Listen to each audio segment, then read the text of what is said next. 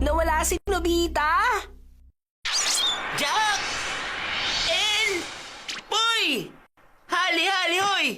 Jack and Poy! Hali-hali hoy! Jack and Poy! Hali-hali hoy! Jack and Poy! Hali-hali hoy! Jack and Poy! Hali-hali hoy! Anong ginagawa ni Nobita? Hali-hali hoy! Kakain ng merienda. Hindi niya alam kung anong unahin. Pag nanalo yung kanang kamay, rice crackers. Pag yung kalimang kamay naman, yung steamed bun. Jack and Poy! Hali-hali hoy!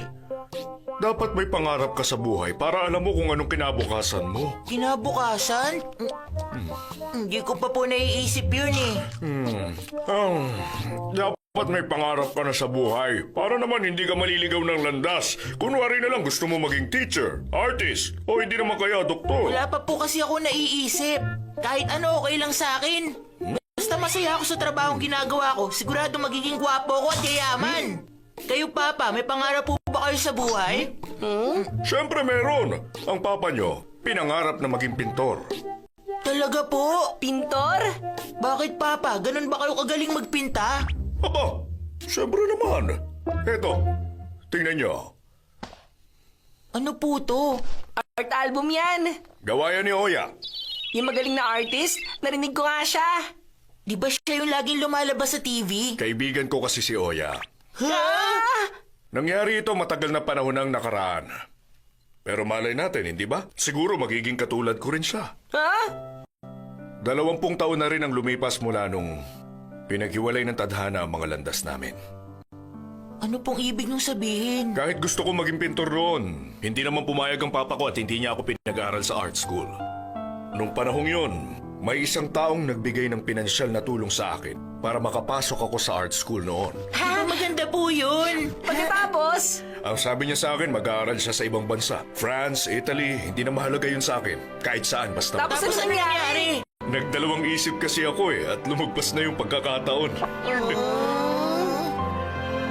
Kaya Nobita, pag-isipan mo mabuti kung anong pangarap mo sa buhay. Umaasa ako na sana sundin ni Nobita yung landas na gusto niyang tahakin. Hoy, di mo naman kailangan magpapekto ng sobra. Sayang naman yung nangyari kay Papa. Pagkakataon niya na sana yun eh. Alam mo, Kung naging sikat sana ang pintor siguro si Papa, mas malaki yung magiging bahay natin. At makakakain tayo ng maraming dorayaki. dorayaki. Tara, Doraemon! Saan naman? Sa time machine, pupuntahan natin si Papa nung bata pa siya. Tapos ikayatin natin siya maging pintor para di lumagpas yung pagkakataon. Tara na! Tara na!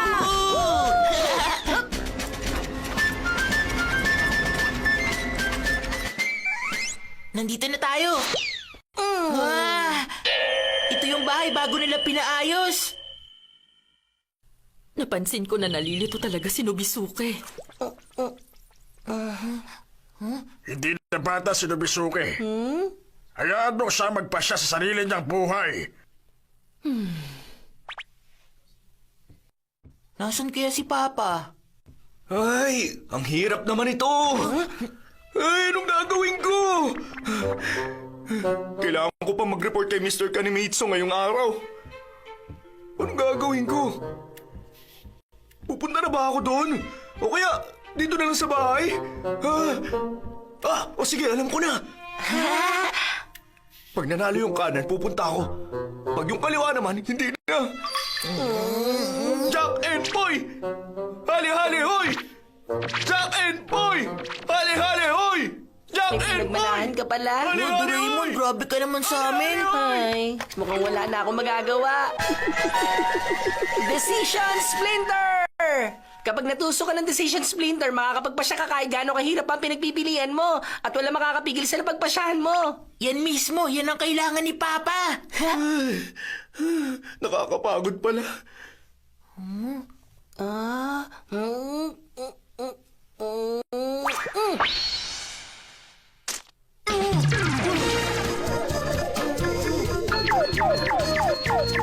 Alam ko na! Eto na ako!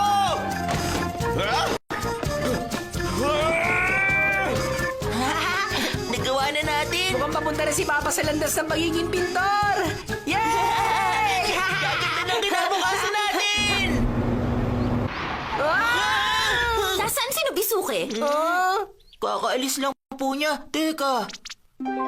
Oh, sino po kayo? Ako si Kaneko. Kaneko Kanimitsu. Oh, Kanimitsu, edi... Ha? Kayo yung tumutulong sa kanyang mag-aral sa art school? Oo, at hindi lang siya magkakaroon ng pagkakataon na mag-aral abroad bilang scholar. Magkakaroon pa siya ng magandang asawa tulad ko. Pero si Nobisuke talaga, laging hindi makapagdesisyon. Nakakainis na tuloy. Huwag po kayong mag-alala. Sigurado po ako nakapagpasya na siya. Talaga? Mabuti kung ganon. Magmadali ka pa uwi. Ibang klase si Papa. Magiging pintor na nga siya. Magpapakasal pa siya sa magandang babaeng yon. Malaking problema to! Bakit naman? Kung siya pakakasalin ni Papa, ibig sabihin hindi na sila magpapakasal ni Mama! Ibig sabihin, pag nagpakasal sila Mama at Papa, ipapanganak ka. Pero pag ibang babae ang pinakasalan niya, walang Nobita na mabubuhay sa mundo! Ano? Hindi natin hayaang mangyari Kailangan yun! mapigilan natin siya! Ayun siya! Pati yung kamalasan may pinagmanahan ka. Pero hindi pa rin siya sumusuko. Mukhang tayo na lang ang makakapigil sa kanya, Nobita. Tara na!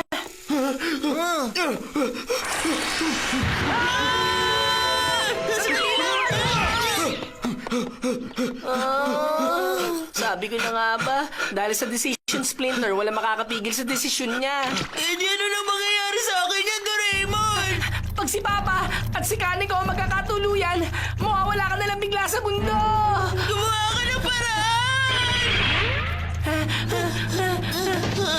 Pagod na ako. Bakit bigla ka na lang tumigil? Pag di tayo nagmadali, huli na ang lahat! Hayaan mo na. Doraemon, itigil na natin to. Bakit naman? Mas gusto ko pang sundin na lang ni Papa ang pangarap niya. Yun ang gusto niya simula nung bata pa. Naririnig mo ba ang sinasabi mo, Nobita? Pag nawala ka, hindi mo na ulit makikita lahat ng tao sa buhay mo. Ako, si Shizuka, sila Papa at Mama, wala na! Ayoko rin na! Halika na!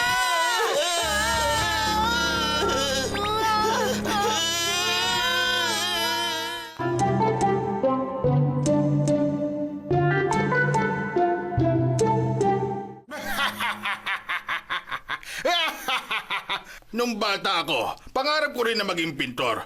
Mukhang magiging manugang ko ang magpapatuloy ng pangarap ko. Daddy, mag-iimbita ako ng 1,000 panauhin sa kasal namin, ha? Oo naman, kahit 10,000 pa yan. Pag-usapan niyo na kung kailan. Nandito sila! Bilisan mo, Nobita! Gamit ang pera at impluensya ko, kaya kitang gawing tanyag na pintor sa buong mundo. Kasi po, Mr. Kanimitsu, Tawagin mo na lang akong daddy. kasi tungkol sa amin ni Miss Kaneko. Nobita mo! Kailangan mahilig sa akin! Ang totoo! Nasaan na ba sila? Ang gusto ko talaga ay... Tanggihan ang alok niyo magpakasal! Ano? Tama ba ang dinig ko? Tinatanggihan mo ba ako? Di ba sinabi ko kahit magkano ibibigay ko sa'yo? Ang tunay na pintor, hindi aasa sa dami ng pera na kayang gastusin. Pwede pa rin naman ako magpinta kahit magkaroon ako ng ibang trabaho. Mas gusto kong umasa sa sarili kong lakas para maging pintor. Ang galing ni Papa doon. Pasensya na po kayo. Sana mas maaga akong tumanggi sa alok ninyo. Nasaktan ko patuloy ang damdamin ni Kaneko. Ang kapal mo para tanggihan ng isang tulad ko! Daddy, tawagan na natin yung pangalawang napili ko, si Oya. Sige, kung ayaw din niya, may pangatlo at pang-apat pa tayong nakapila. Palayasin na nga yung lalaking yan. Naiinis ako sa kanya. Nakakainis pala ako. Siguro tama nga siya. Pero ang gaan sa pakiramdam, ha? Ako mismo ang gagawa. At sarili kong kinabukasan. Kumanda kayo, nandito na ako! Ayos! Ah! Ah!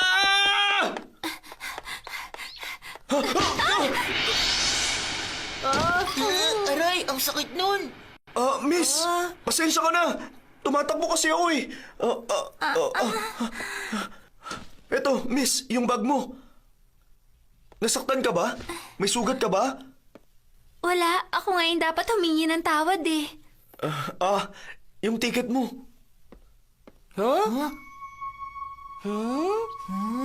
Tama ko.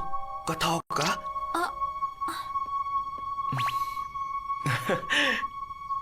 Tama ako raw! Ibig sabihin, Si Mama! ito pala yung una nilang pagkikita. Magiging maayos na ang lahat ngayon! Tara, umuwi na tayo. Mabuti naman ito yung nangyari. Aba, bihira ka lang magpinta ah. Ngayon lang ulit ako nakapagpinta. Naisip ko lang bigla. Kahit wala tayong unlimited supply ng dorayaki, Kahit na wala tayong malaking bahay, masaya na ako sa ganito. kontento na ako sa pamilya ko. Hoy! Bawal gumalaw ang mga modelo ko!